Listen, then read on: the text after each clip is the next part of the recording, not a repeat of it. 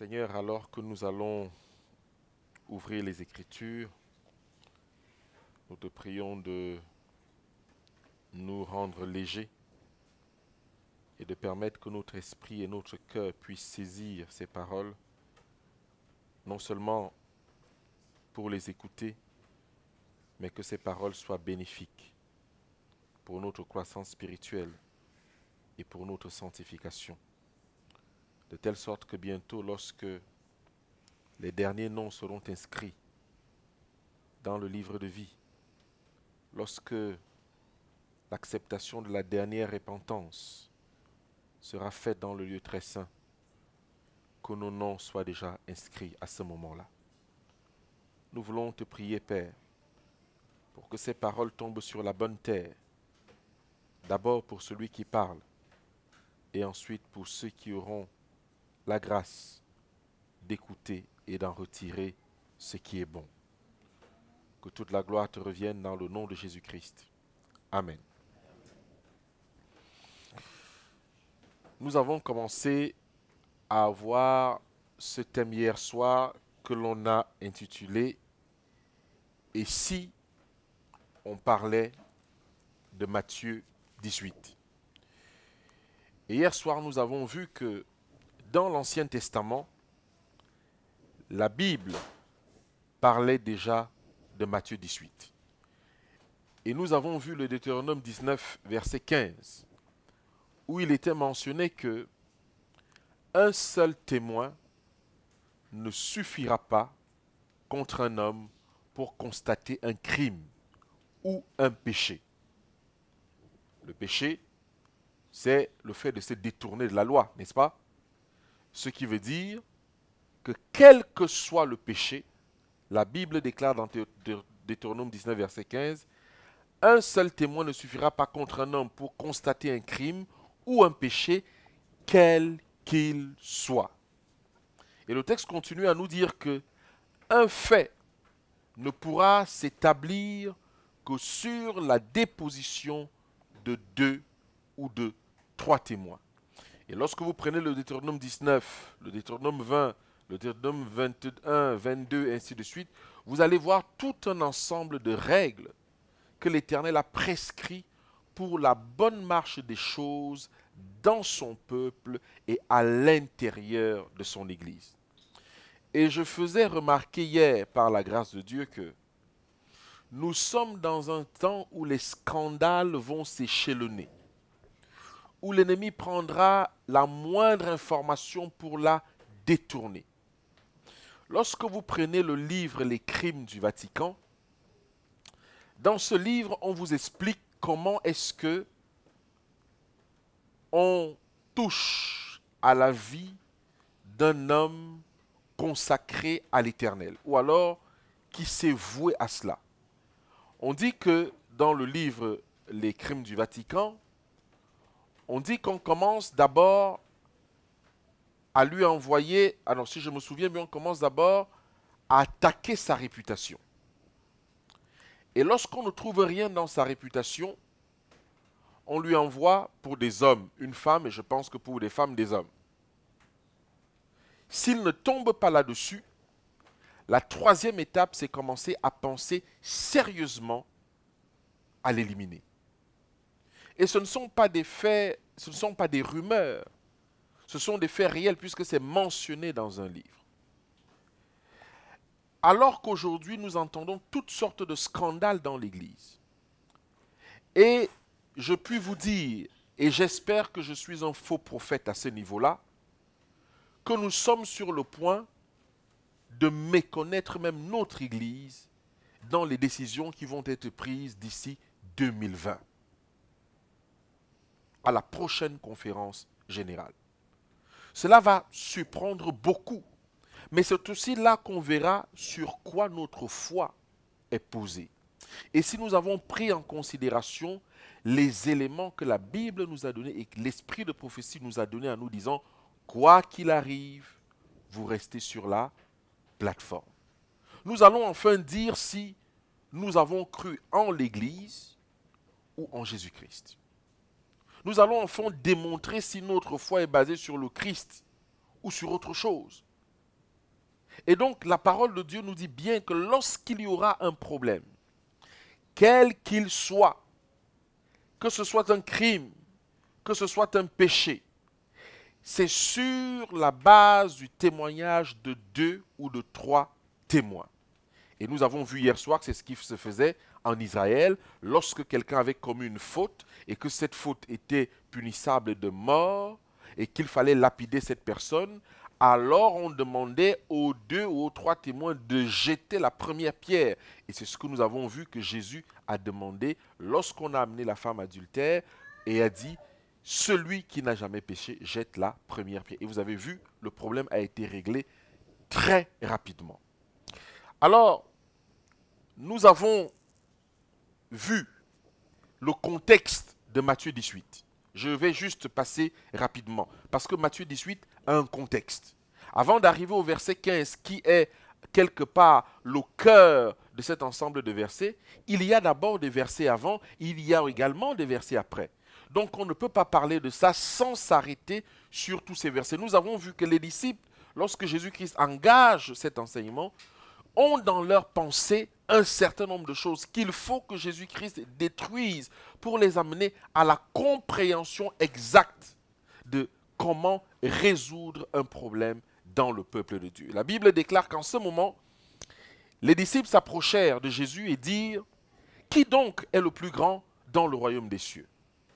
Voilà ce que les gens qui fonctionnent avec Jésus sont en train de penser. L'homme le plus humble de l'univers. Voilà ce que les hommes et des femmes qui tournent autour de lui pendant son ministère terrestre à proximité de sa mort sont en train de penser.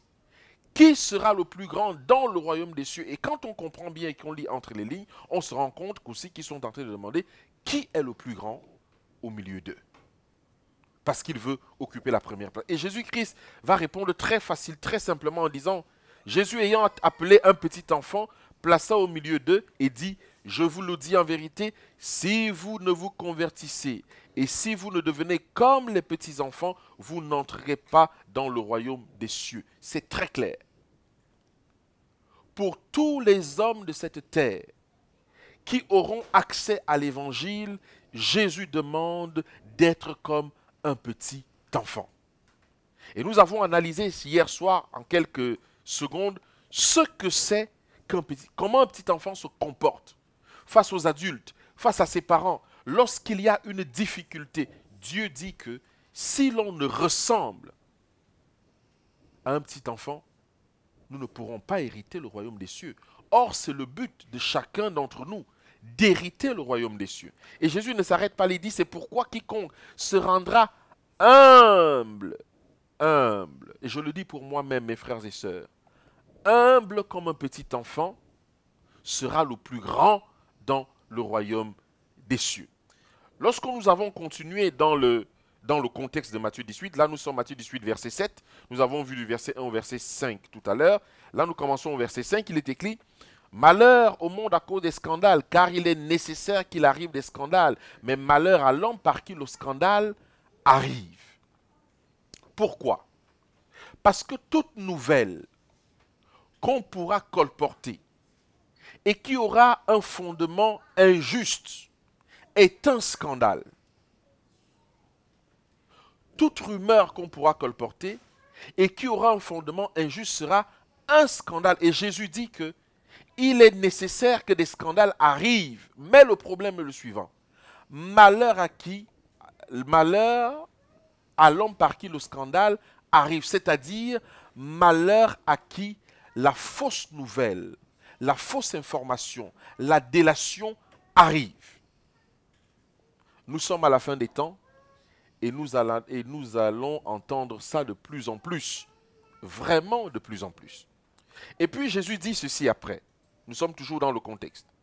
Si ta main ou ton pied est pour toi une occasion de chute, coupe-les et jette-les. En d'autres termes, ce changement, lorsqu'on a constaté que nous sommes un instrument de scandale, la Bible déclare que si c'est par les yeux que tu crées le scandale, si c'est par les mains ou les pieds que tu crées le scandale, ce n'est pas un frère qui vient régler ce problème de scandale à ta place, c'est toi qui dois couper ces choses. En d'autres termes, les neutraliser d'une certaine façon. Cette œuvre-là doit se faire avec toi, pour toi et par toi-même. Nous sommes encore dans le contexte. Et après, nous arrivons juste à proximité du verset 15. Le verset 11 de Matthieu 18, il est écrit « Car le Fils de l'homme est venu sauver ceux qui étaient perdus. »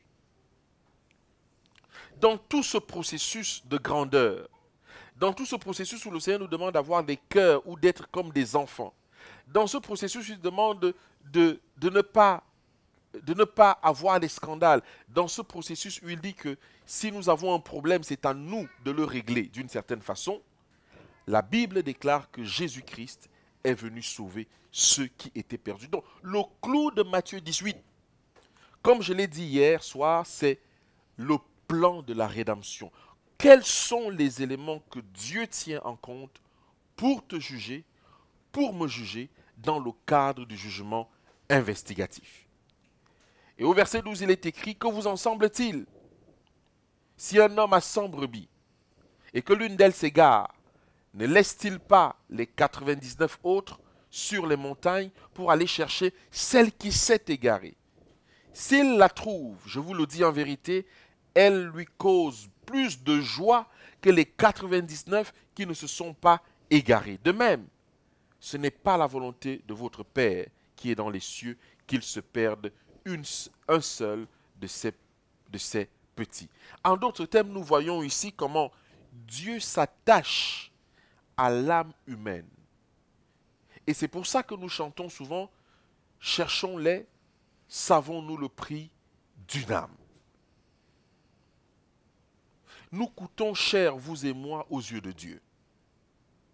Nous coûtons extrêmement cher et Dieu ne néglige aucun moyen dans le plan de la rédemption, dans le temps de grâce qu'il accorde à chaque individu pour le ramener au changement, pour le ramener à la perfection du caractère. C'est pour ça que nous les humains, nous avons justement trouvé cet adage que nous connaissons très bien, qui dit 99 jours pour le voleur et un seul jour pour le patron. Pourquoi 99 jours pour le voleur? Parce que c'est un temps de grâce que Dieu donne à chaque individu et à moi en premier pour qu'il puisse mettre le doigt sur nos défauts, qu'il puisse mettre le doigt sur des situations compliquées, jusqu'à ce que l'Esprit de Dieu ne puisse plus rien faire. Et c'est ainsi que les choses se manifestent pour chacun d'entre nous. Il y a peut-être un temps de grâce générale pour le monde, pour la planète Terre, mais chaque individu a un temps de grâce particulier pour choisir qui il veut servir. Maintenant, nous arrivons donc au clou de Matthieu 18, le verset 15. Et je vous le dis parce que beaucoup de personnes sollicitent ce verset lorsqu'ils veulent résoudre leurs problèmes. Mais le problème qui se pose ici, c'est lorsqu'on veut résoudre des problèmes avec Matthieu 18, il faut respecter intégralement la démarche que Dieu nous propose. Lorsqu'on ne la respecte pas ou qu'on respecte une partie de la démarche pour des raisons qu'on se donne personnellement, alors effectivement, les résultats ne sont pas probants.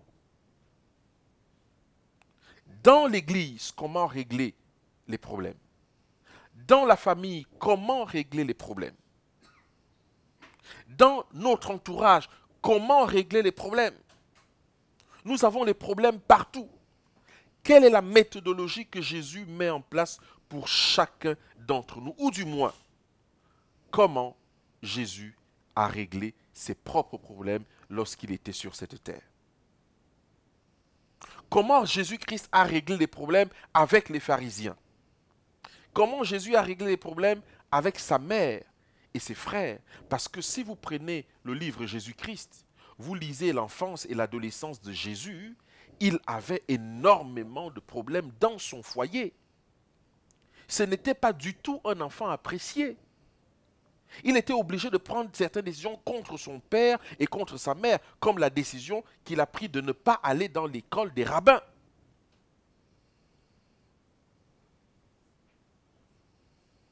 Il n'était pas forcément aimé de ses frères. À un moment donné, même, il était reprimandé par sa propre mère. Comment notre bien-aimé Seigneur à régler ces problèmes. Eh bien, entrons maintenant dans le contexte des conseils qu'il nous donne lui-même.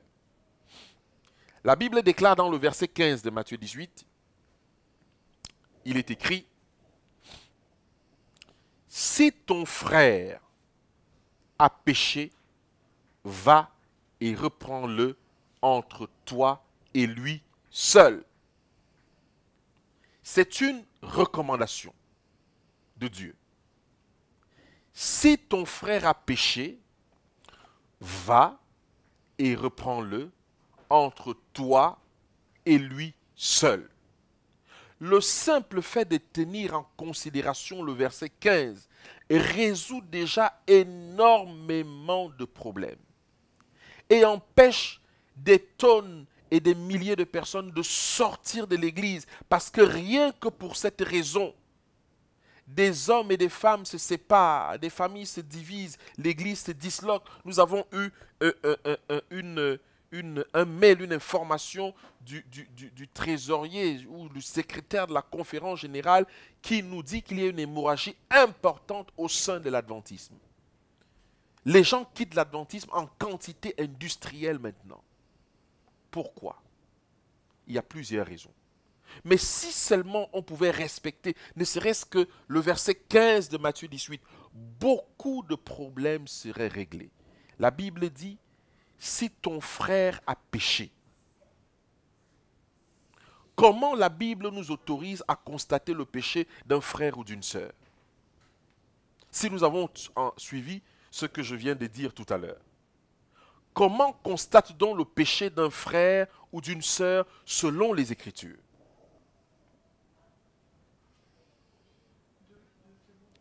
Sur le témoignage de 2 ou de 3 témoins. Ça veut dire que tant que nous ne sommes pas dans ce contexte-là, il est difficile de dire qu'un frère a péché. C'est ce que la Bible déclare. Un fait ne pourra s'établir que sur le témoignage de 2 ou de 3 témoins. Deutéronome 19, verset 15. Un seul témoin ne suffira pas contre un homme pour constater un crime ou un péché. Quel qu'il soit, précision, un fait ne pourra s'établir que sur la déposition de 2 ou de 3 témoins. À partir du moment où nous avons 2 ou 3 témoins, alors la chose est établie. Et nous avons dit que le témoin dans la Bible, c'est celui qui a assisté, c'est celui qui a vécu, c'est celui qui a vu et c'est celui qui a entendu. Le témoin n'est pas celui à qui on a raconté une histoire, à qui on a raconté un fait, à qui on a raconté quelque chose. D'ailleurs, nous avons vu que dans le procès de Jésus lui-même, pour l'amener jusqu'au Sanhédrin, on a dû chercher des témoins, même s'ils étaient des faux témoins. Vous me suivez jusque-là? Hein? Même s'ils étaient des faux témoins, on a dû chercher des témoins parce que sans témoins, on ne peut constater un crime ou un péché. Même dans la loi des hommes, ça fonctionne comme ça. Vrai ou faux? Ça fonctionne comme ça. La Bible dit donc, si ton frère a péché. La Bible ne dit pas si un homme a péché. La Bible dit si ton frère a péché, va et reprends-le entre toi et lui. Donc la première chose, lorsqu'on entre dans Matthieu 18, il faut que ce soit qui? Un frère. Je ne vais pas faire Matthieu 18 avec n'importe qui. La Bible dit que si ton frère a péché, il faut que ce soit un frère et que j'ai respecté les 2 ou 3 témoins qui affirment, qui ont vu, qui ont vécu quelque chose que c'est un péché.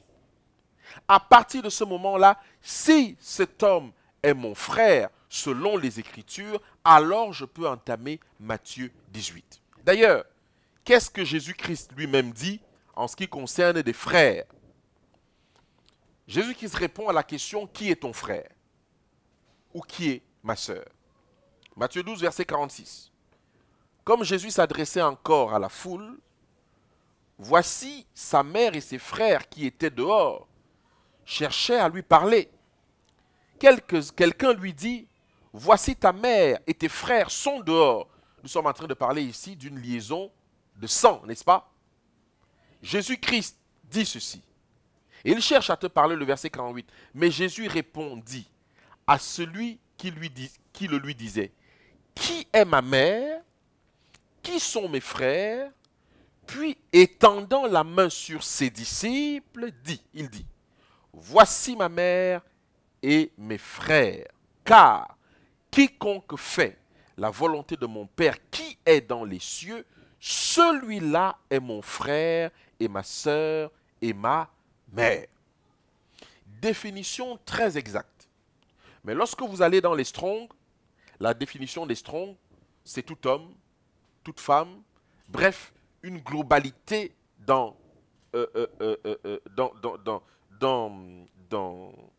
ce mot, dans cette expression frère, qui fait en sorte en réalité, Matthieu 18 devrait donc s'adresser à tout le monde.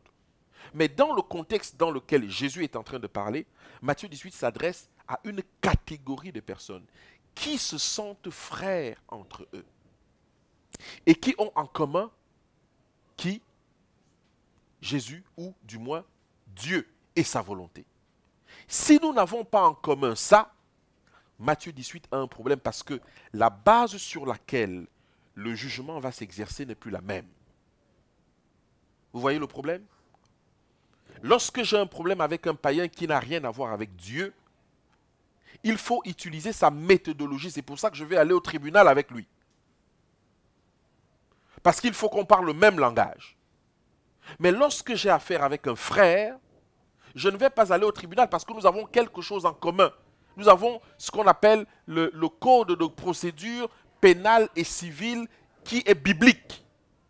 Et c'est à partir de ça que je vais travailler avec lui pour résoudre mon problème. Mais lorsque je suis avec quelqu'un qui n'a pas la même base juridique que moi, il faut que j'utilise la base juridique connue par lui pour me défendre.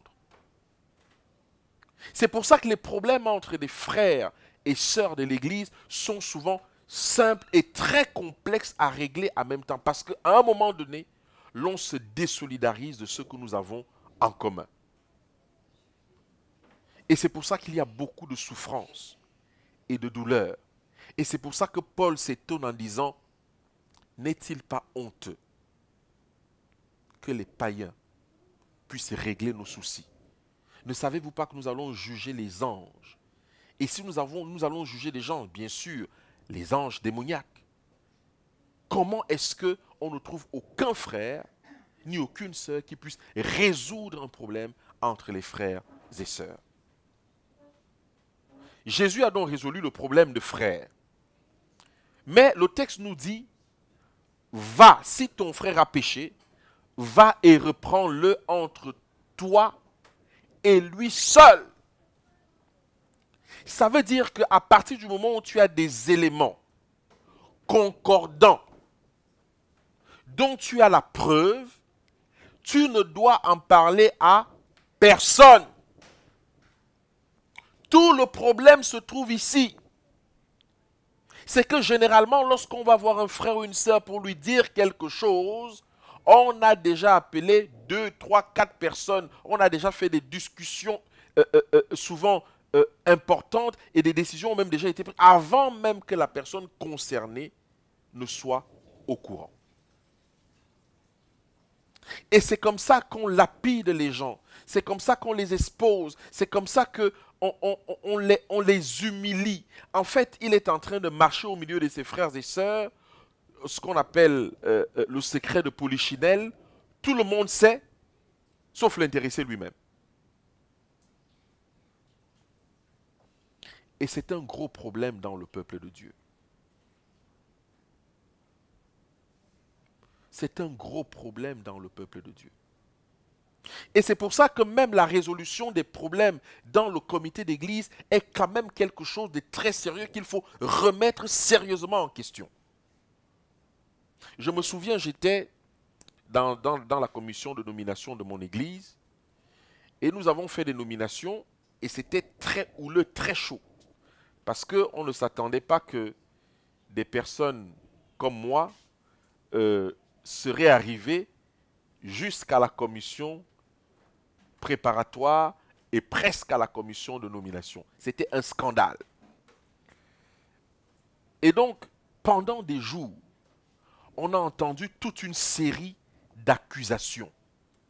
Ceux qui étaient dans le comité pouvaient se défendre, puisqu'ils avaient tous les dossiers et tous les éléments.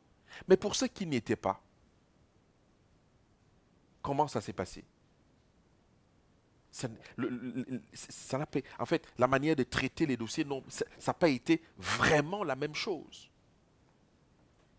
On doit pouvoir donner la capacité à chacun de pouvoir, comme le manuel dit, se défendre convenablement. Donc la Bible dit que va et reprends-le entre toi et lui seul. Et je disais tantôt que ce n'est que lorsqu'on applique cette méthodologie du début jusqu'à la fin qu'on obtient un résultat spirituel. Ça veut dire que si au moment, et Dieu seul sait que tous nous sommes coupables de ça, et puisque nous devons permettre à Christ d'effacer tout ça dans nos livres de vie et de souvenirs, c'est peut-être pour ça qu'il veut qu'on en parle, pour passer à la repentance. Lorsque j'ai un problème avec un frère, lorsque j'ai constaté un péché chez mon frère, mon devoir, c'est d'aller le reprendre. Jésus l'autorise. Va et reprends-le. Mais vous deux. Ce n'est pas va d'abord amener le monde, parle à un certain nombre de personnes et va le reprendre. Non. La Bible dit va et reprends-le, toi et lui seul. C'est une autorisation que Dieu nous donne de ne pas fermer les yeux sur le péché, de ne pas fermer les yeux sur des actes abominables, mais de reprendre entre deux personnes.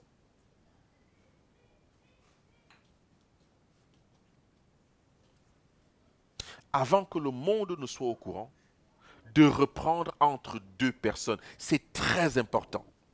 Et la Bible déclare ceci.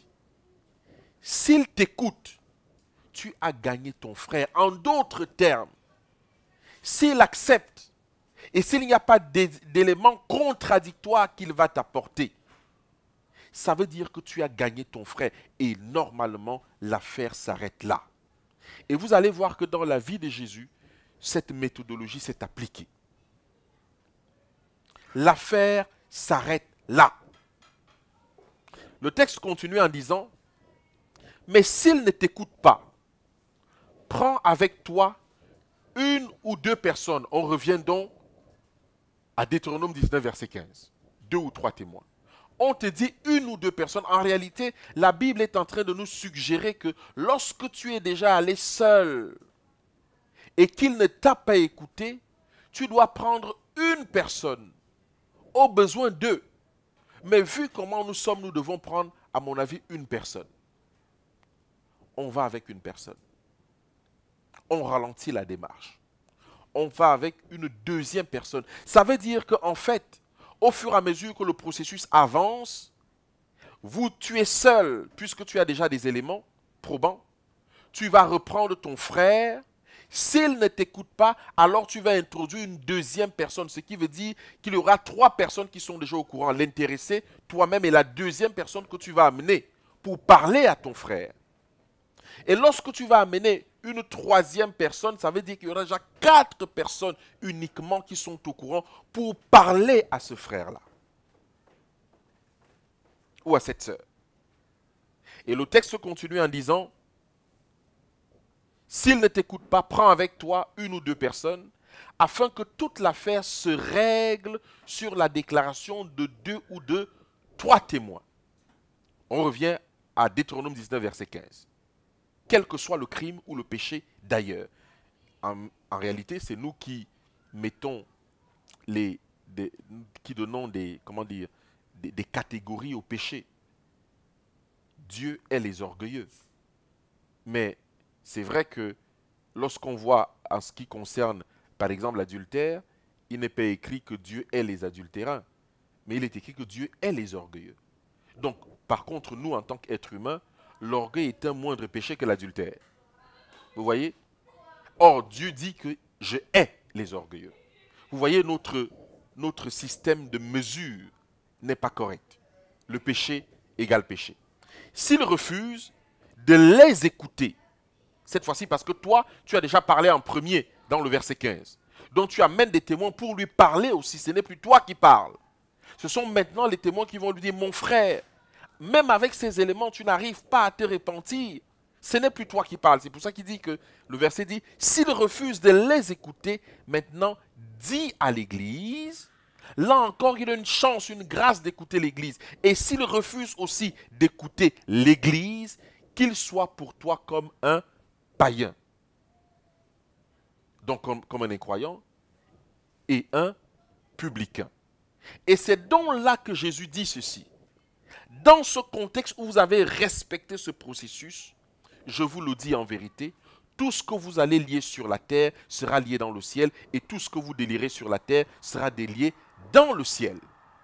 Ce n'est que lorsqu'on a ce processus-là, uniquement ce processus-là, que cette réaction spirituelle se propose et se manifeste parce que nous avons respecté intégralement la recommandation que le Seigneur nous a donnée.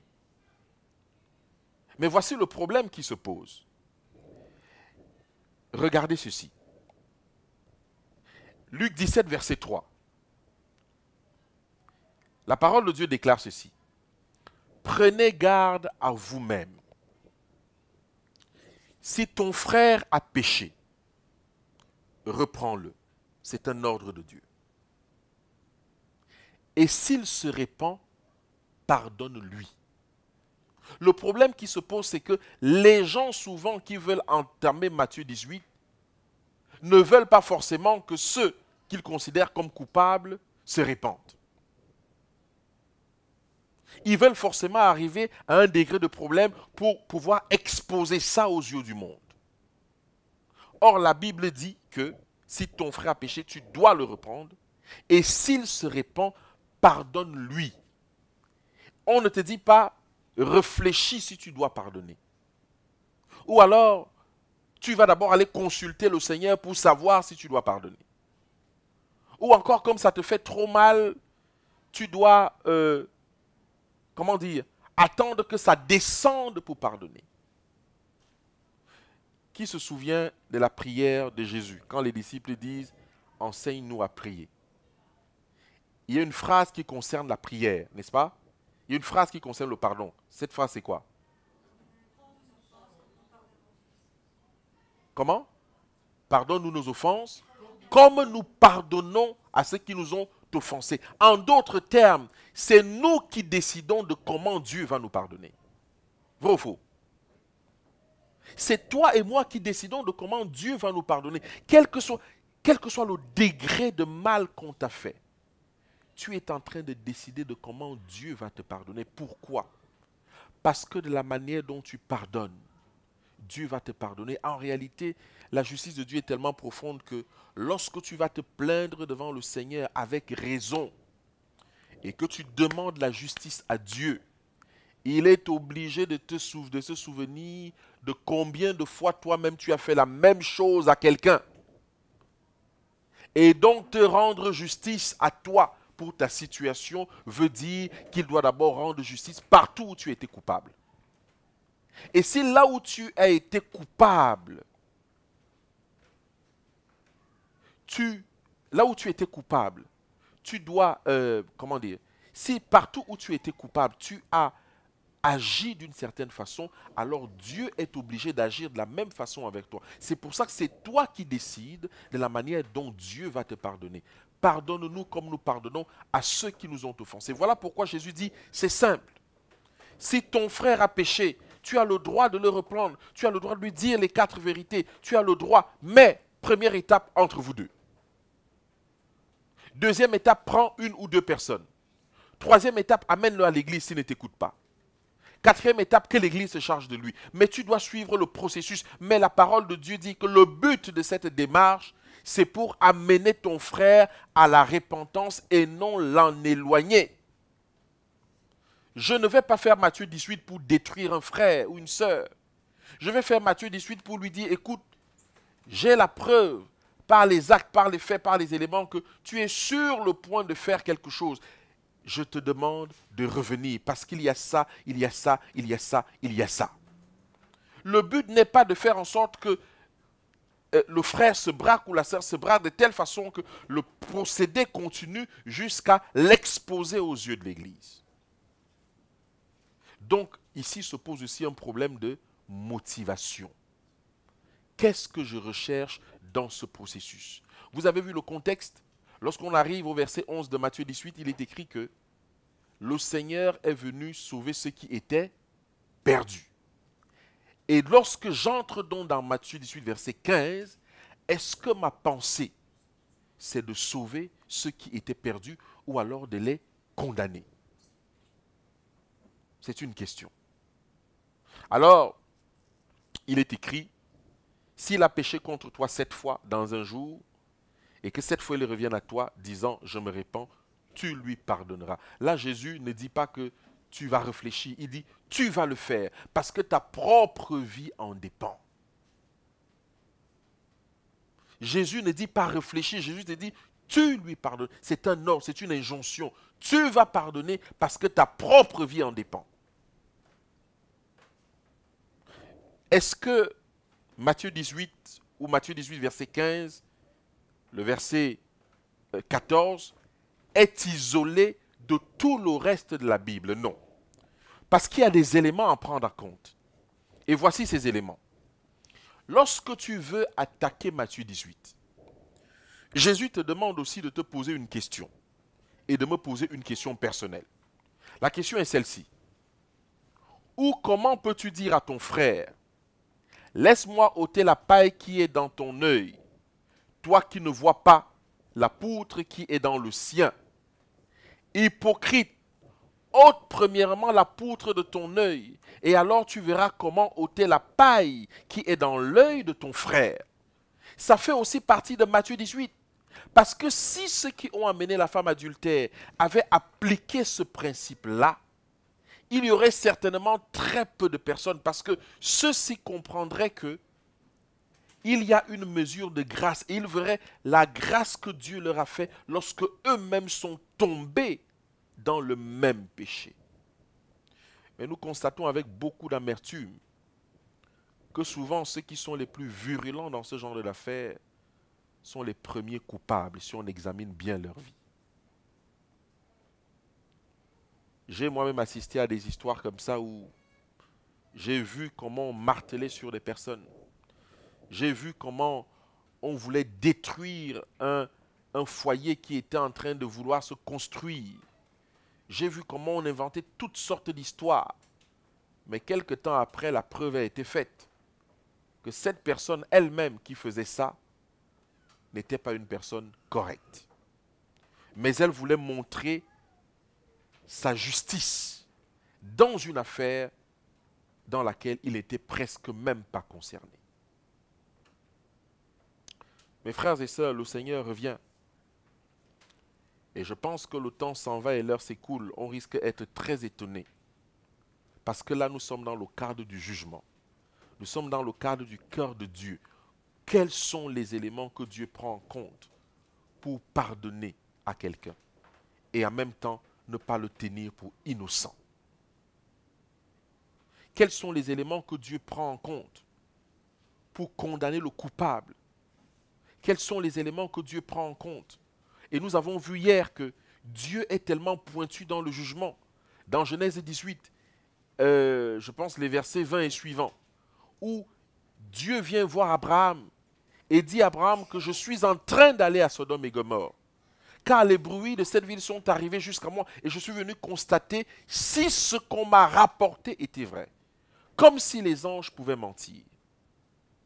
Si Dieu prend toute cette précaution pour donner ce genre de jugement à une nation comme Sodome et Gomorrhe, à combien plus forte raison le fera-t-il pour ceux qui sont dans la maison. Alors la parole de Dieu est formelle. Matthieu 18 ne nous dédouane pas de nos propres péchés. Et Dieu veut dire que, oui, il y a certainement des péchés d'autrui à voir. Il y a certainement des péchés d'autrui à regarder. Mais regarde d'abord les tiens. Et essaie de faire un Matthieu 18 avec toi-même. Peut-être à ce moment-là, tu verras la mesure de grâce que Dieu t'a accordée. Et tu apprécieras la grâce dans la vie des autres. Ça n'a rien à voir avec le fait de ne pas condamner le péché, puisque la Bible déclare que si ton frère a péché, va et reprends-le. Mais il y a encore un autre verset qu'il faut prendre en considération. 1 Thessaloniciens 4, verset 11. La parole de Dieu déclare « Et à mettre votre honneur, à vivre tranquille et à vous occuper de vos propres affaires. » Nous sommes dans une période de sanctification. Parce que sans la sanctification, personne ne verra Dieu. Et aujourd'hui, on se plaît à s'occuper des affaires d'autrui. Quand tu vas engager Matthieu 18 avec un frère ou une sœur, l'affaire pour laquelle tu vas voir ce frère ou cette sœur, est-ce que ça te concerne? Est-ce que c'est toi qu'on a offensé? En quoi es-tu lié à cette affaire? Pour te mettre dedans et tu deviens le justicier par excellence. La parole de Dieu dit, occupez-vous de vos affaires.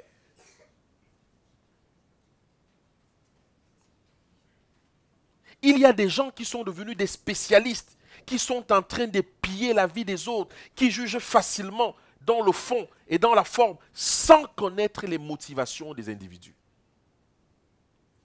Ils en font de ça tout un programme, tout un répertoire. Ils en parlent sur les réseaux sociaux et partout. En quoi, mon frère, ma soeur, es-tu concerné? En quoi es-tu concerné? Paul dit, Jésus-Christ dit, regarde ta propre vie avant d'aller voir celle de l'autre. Ça fait partie de Matthieu 18. Et Paul dit, occupez-vous de vos affaires. Ça rendra service à l'église. Et peut-être il y aura une hémorragie moindre. Et les gens ne sortiront pas parce qu'ils ont été blessés. Pourquoi? Simplement pour n'avoir pas respecté un principe simple que Dieu nous a donné pour vivre en bonne intelligence. Comme je vous ai dit, mes frères et sœurs, nous allons entendre plein de choses. Et je ne sais pas comment nous allons faire, si c'est notre émotionnalité ou alors la parole de Dieu qui va dominer. C'est très grave et je pense que ce processus a réellement commencé. Voici quelques textes de l'esprit de prophétie. Parmi les chrétiens qui vont passer entre les plus consacrés, plusieurs dominés par l'orgueil et la justice propre, se refusent d'aller trouver les frères qui paraissent coupables. Ils ne veulent pas parler de l'esprit du Christ et en commun pour résoudre les difficultés. Certains d'entre eux ont été blessés par leurs frères, conquérants pacifiques. Page 271.2. Les chrétiens ne devraient pas faire appel aux tribunaux pour régler leurs différends. Ce sont les frères qui doivent surmonter les difficultés susceptibles de survenir entre eux, ou bien l'Église elle-même. Et selon les instructions du Seigneur, même si une injustice a été commise à son détriment, le disciple du maître humble et débonnaire préférera être dépouillé plutôt que de se permettre d'étaler le monde, je pense que c'était au monde, aux yeux du monde de ses frères. Un procès entre chrétiens. Comment? Les procès entre chrétiens sont une injure à la vérité. Les croyants qui plaident entre eux exposent l'Église à être ridiculisée par ses ennemis et font triompher les puissances des ténèbres. Ils retrouvent les plaies du Christ et le couvrent d'opprobre ouvertement ouvertement. Ignorer l'autorité de l'Église, c'est mépriser Dieu qui est Dieu qui l'enquête. Je vais prendre le dernier texte.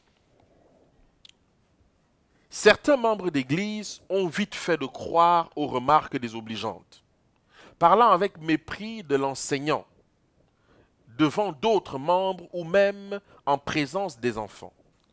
D'autres se sentent libres de parler amicalement de l'enseignant sans vraiment comprendre les difficultés qu'ils font allusion. Qu'il n'en soit pas ainsi. Que l'on suive le conseil donné dans la parole quand on l'enseigne est un délit. Si ton frère a péché, va et reprends le seul à seul. Matthieu 18, verset 15. Alors, tant que, je ne sais pas ce qu'elle voulait dire ici, n'a pas été, je ne sais pas. Bon, en tout cas, nul n'a le droit, je ne sais pas pourquoi c'est mélangé comme ça dans ce site-là, nul n'a le droit de speaking, c'est-à-dire de parler à autrui des erreurs d'un frère. Voilà. Nul n'a le droit de parler à autrui des erreurs d'un frère. Est-ce que lorsque le Seigneur est en train de verrouiller ça, c'est pour cacher le péché? Non. Le péché ne peut pas se cacher. Mais c'est pour permettre à chacun d'entre nous de faire une introspection pour savoir à quel niveau il se trouve dans sa foi et dans sa relation avec Dieu. Quand Paul dit « occupez-vous de vos affaires », est-ce que ça veut dire qu'il faut laisser tout tomber? Non, ce n'est pas ce que ça veut dire. Mais ça veut dire que je dois toujours m'examiner. Car la Bible dit que il faut faire attention au jugement. Mais si vous devez juger, jugez avec équité.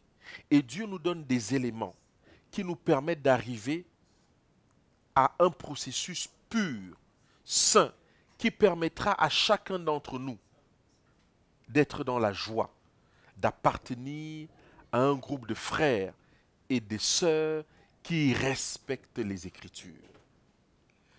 Quand un frère a un problème ou il a constaté quelque chose, va le voir seul à seul. Première étape. Et tu viens le voir avec le but de le sauver, de le ramener dans la vérité. Pas avec le but de l'offenser pour que la première étape ne réussisse pas et que tu te donnes une raison pour aller à la deuxième. Heureusement que Dieu connaît les motivations de chacun d'entre nous lorsque nous entamons quelque chose. Et c'est la raison pour laquelle nous devons actuellement nous coller aux Écritures. On ne prend pas Matthieu 18, le verset 16. On commence par le verset 15. Et on voit tout ce qui est tout autour. Et même jusqu'à la fin de Matthieu 18. Il y a d'autres instructions qui nous sont données qui devraient nous permettre de faire attention. Non seulement au témoignage, mais aussi à la manière dont on veut réellement sauver un frère. Et tenir en compte le fait que il est souvent difficile d'aller sauver quelqu'un alors que soi-même on est en train de se noyer. Et c'est là où Paul intervient en disant « Occupez-vous de vos affaires ». Et si chacun pouvait s'occuper de ses affaires, je pense que l'Église se porterait mieux.